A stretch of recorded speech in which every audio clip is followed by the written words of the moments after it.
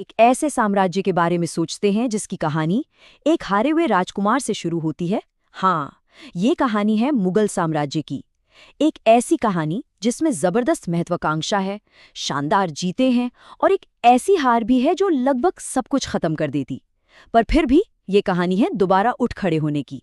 तो चलिए इस दिलचस्प सफर में आगे बढ़ते हैं। तो देखिए, 16वीं सदी की शुरुआत में हिंदुस्तान एक पहेली जैसा था जिसके सारे टुकड़े बिखरे हुए थे। दिल्ली में जो सल्तनत थी वो कमजोर पड़ चुकी थी। दूसरी तरफ राजपूत अपनी ताकत बढ़ा रहे थे और अफगान सरदार सही मौके की तलाश में थे। मतलब माहौल ऐसा था कि कोई भी बाहर से आकर अगर उसमें दम हो तो वो इतिहास का रुख मोड़ सकता था।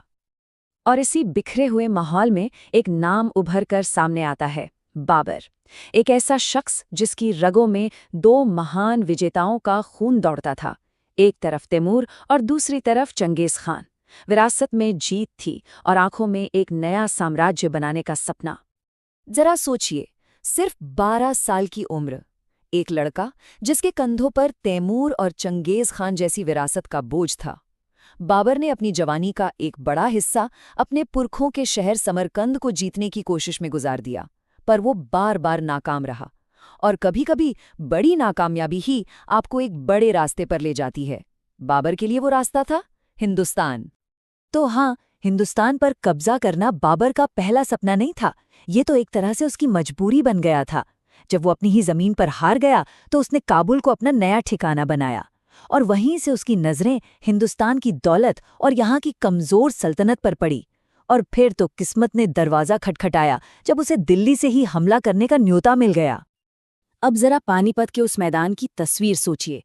एक तरफ लोदी की 50,000 से भी बड़ी फौज और दूसरी तरफ बाबर के बस मुट्ठी भर कोई 12,000 सैनिक।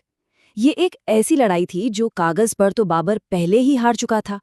तो सवाल ये है कि आखिर ये हुआ कैसे? ये नामुमकिन मुमकिन बना कैसे? इसका जवाब एक शब्द में है, तुलुगमा। ये बाबर का वो गुप्त हथियार था जिसके बारे में हिंदुस्तान की फौजों ने कभी सुना ही नहीं था। ये एक तरह का चक्रव्यूह था। मतलब सेना का एक हिस्सा सामने से दुश्मन को उलझाए रखता था और बाकी दो हिस्से तेजी से पंखों की तरह घूमकर दुश्मन को साइड से और पीछे से घेर लेते थे। इससे पहले कि दुश्मन को कुछ समझ आता, वो फंस चुका होता था।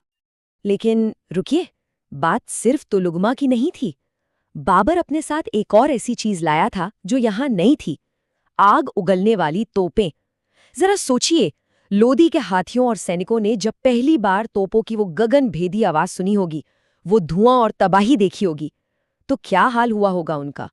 ये सिर्फ एक जंग नहीं थी, ये मॉडर्न तकनीक और स्मार्ट रणनीति की एक तरफा जीत थी। और पानीपत तो बस शुरुआत थी। अगले 4 साल में बाबर एक आंधी की तरह पूरे उत्तर भारत में छा गया।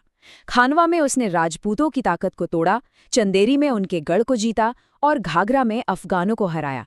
एक के बाद एक हर रुकावट को रास्ते से हटाकर बाबर ने हिंदुस्तान में मुगल साम्राज्य की नींव रख दी। कहते हैं ना, किसी चीज को बनाना एक बात है और उसे बनाए रखना बिल्कुल दूसरी। बाबर के बाद ये भारी जिम्मेदारी आई उसके बेटे हुमायूं के कंधों पर। और उसे विरासत में जो सिंहासन मिला वो देखने में तो बहुत आलीशान था, पर उसकी नींव काफी कमजोर थी।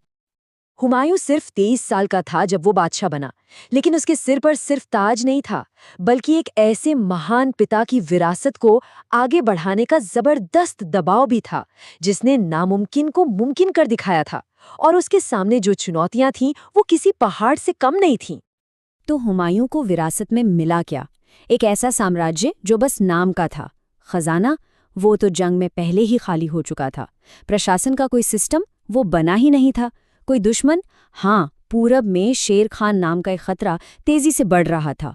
और सबसे बड़ी प्रॉब्लम, वो तो घर के अंदर ही थी, उसके अपने भाई जो उसी के ताज पर नजर गड़ाए बैठे थे। और यहीं पर हुमायूं ने शायद अपनी जिंदगी की सबसे बड़ी गलती कर दी। अपने पिता के एक वादे को निभाने के चक्कर में उसने साम्राज्य को अपने भाइयों में बांट दिया। उसे लगा कि इस दरियादिली से परिवार एक रहेगा, पर हुआ इसका ठीक उल्टा। उसने अनजाने में अपनी ही ताकत के टुकड़े टुकड़े कर दिए थे।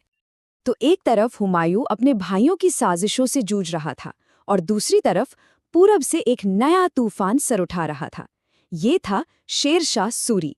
और ये कोई मामूली दुश्मन नहीं था।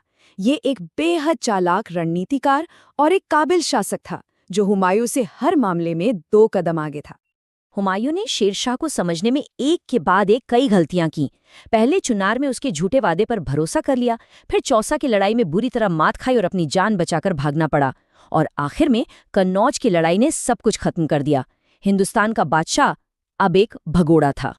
सोचिए जरा, जिस सल्तनत को बाबर ने अपनी तलवार के जोर पर 4 साल में खड़ा किया था, वो ताश के महल की तरह बिखर गई। हुमायूं दर-बदर भटक रहा था, और दिल्ली के तख्त पर अब शेरशाह सूरी का राज था।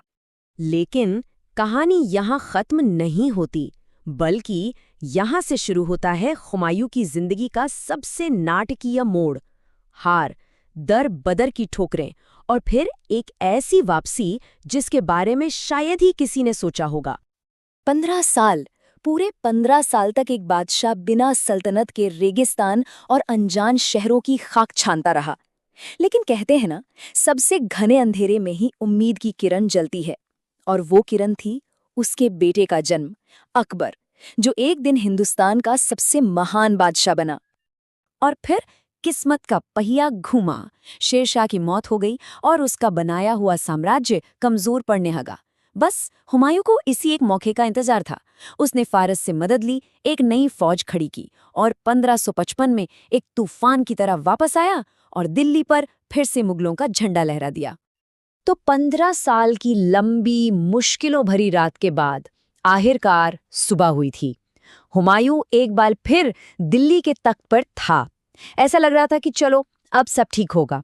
जिंदगी ने जैसे उसे अपनी गलतियों को सुधारने का एक और मौका दिया है। लेकिन किस्मत का खेल देखिए। जिस ताज के लिए 15 साल इंतजार किया, वो ताज उसकी किस्मत में लिखा था सिर्फ 6 महीने के लिए। और अजीब बात देखिए, जिस बादशाह ने इतनी जंगें लड़ी, उसकी मौत किसी जंग के मैदान में नहीं हुई। कोई साजिश नहीं, कोई लड़ाई नहीं, बल्कि अपनी ही लाइब्रेरी की सीढ़ियों से गिरने की वजह से हुई।